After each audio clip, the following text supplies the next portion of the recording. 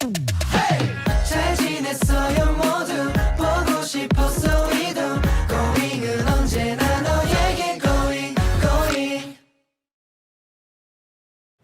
Assalamualaikum warahmatullahi wabarakatuh. Selamat pagi anak-anak ibu.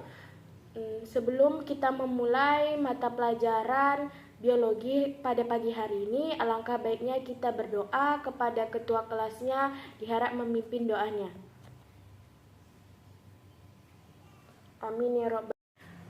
Sebelum kita memulai mata pelajaran pada pagi hari ini, ibu mau bertanya nih, pasti anak-anak ibu sebelum pergi sekolah pasti sudah makan kan? Pernah nggak anak-anak ibu bertanya, bagaimana sih nutrisi atau makanan yang sudah kita makan melalui sistem pencernaan, nutrisi tersebut dan zat makanan tersebut bisa diedarkan ke seluruh tubuh.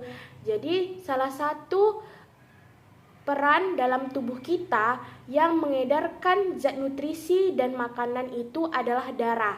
Sesuai dengan topik pembelajaran kita hari ini, Ibu akan membahas mengenai sistem peredaran darah, di mana Ibu akan menampilkan PPT mengenai sistem peredaran darah. Ibu harap semua anak-anak Ibu memperhatikan apa yang Ibu jabarkan di dalam PPT tersebut. Pada bab ini, kita akan membahas mengenai sistem peredaran darah. Apa itu sistem peredaran darah? Sudah tahu tidak apa yang dimaksud dengan sistem peredaran darah? Sistem peredaran darah atau sistem transportasi manusia merupakan sistem peredaran darah manusia yang berfungsi mengedarkan, mentransportasikan berbagai jenis zat yang dibutuhkan sel tubuh manusia, juga mengedarkan zat yang harus dibuang dari tubuh manusia. Di dalam tubuh manusia terdapat 7% darah dari berat badan manusia. Adapun fungsi darah dalam tubuh manusia, yang pertama mengangkut sari-sari makanan, sisa metabolisme, hormon, oksigen, dan karbon dioksida. Yang kedua mengangkut oksigen dari paru-paru. Yang ketiga menjaga kestabilan suhu tubuh.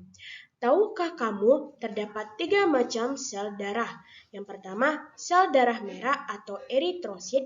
Yang kedua, sel darah putih atau leukosit. Yang ketiga, keping darah atau trombosit. Sel darah merah dalam tubuh memiliki ciri-ciri. Yang pertama, berbentuk bikokav atau tidak berinti. Yang kedua, mengandung hemoglobin, di mana hemoglobin sendiri dibentuk di susum tulang belakang. Yang ketiga, berfungsi mengedarkan oksigen. Yang kedua adalah sel darah putih yang memiliki ciri-ciri tidak memiliki bentuk yang teratur, tidak memiliki hemoglobin, berfungsi sebagai pertahanan tubuh dari serangan penyakit. Yang terakhir adalah keping darah atau nama lainnya trombosit. Adapun ciri-cirinya, yang pertama keping darah berbentuk bulat, keping darah dapat hidup 8 hari dan berfungsi sebagai proses pembekuan darah. Terdapat 4 alat peredaran darah. Yang pertama jantung, pembuluh darah, peredaran darah, dan pembuluh limfa. Jantung adalah organ terbuat dari otot, di mana secara struktur jantung memiliki 4 ruang. Yang pertama adalah serambi kiri, berfungsi menerima darah dari paru-paru. Yang kedua adalah serambi kanan, berfungsi menerima darah dari seluruh tubuh. Yang ketiga adalah bilik kiri, berfungsi memompa darah ke seluruh tubuh. Yang keempat, bilik kanan berfungsi memompa darah ke paru-paru. Yang kelima adalah katup bikuspidalis atau disebut katup mitral, di mana katup yang memisahkan serambi kiri dan bilik kiri yang mencegah darah dari bilik kiri kembali ke serambi kiri saat bilik kiri berkontraksi. Sedangkan katup kusbidalis, katup yang memisahkan antara serambi kanan dan bilik kanan yang mencegah darah bilik kanan kembali ke serambi kanan saat bilik kanan berkontraksi. Yang kedua adalah peredaran darah. Peredaran darah terbagi atas 2, yaitu peredaran darah arteri atau pembuluh nadi dan peredaran darah vena atau pembuluh balik, di mana adapun perbedaan keduanya dari aliran darah arteri keluar dari jantung, di mana dinding arteri lebih tebal dan elastis. Yang ketiga adalah katupnya hanya satu pada pangkal nadi, denyutnya terasa letaknya di bagian dalam tubuh.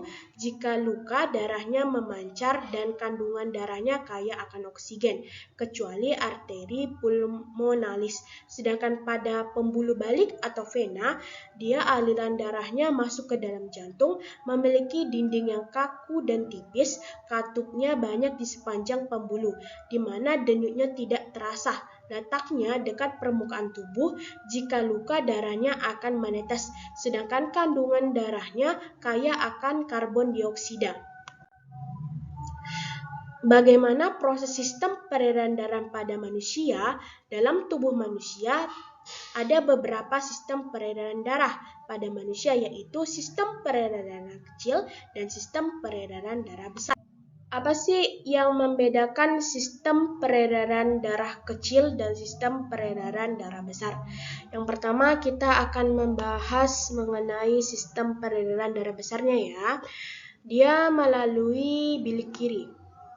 Dari bilik kiri dia melewati aorta, lalu disalurkan ke seluruh tubuh, lalu kembali lagi ke vena, balik lagi dia ke serambi kanan. Sedangkan pada peredaran darah kecil, dia melalui bilik kanan, lalu melewati arteri pulmonaris, lalu dioper ke dalam paru-paru, lalu dari paru-paru keluar lagi ke vena pulmonalis, lalu kembalikan lagi ke serambi kiri. Selanjutnya adalah yang terakhir, pembuluh limfa. Sistem pembuluh ini dikenal juga dengan sistem pembuluh getah bening. Sifat peredarannya bersifat terbuka dengan pompa yang berasal dari kontraksi otot kerangka. Pembuluh getah bening ada dua macam, yaitu pembuluh limfa kanan atau ductus lymphaticus dexter, menerima cairan limfa dari kepala, leher, dada, jantung, paru-paru, dan lengan kanan. Sedangkan pembuluh limfa dada atau ductus thoraxicus menerima cairan limfa dari bagian lain. Pembuluh bermuara dari vena bawah selangkah. Sepanjang pembuluh terdapat kelenjar limfa yang merupakan pembunuh kuman-kuman.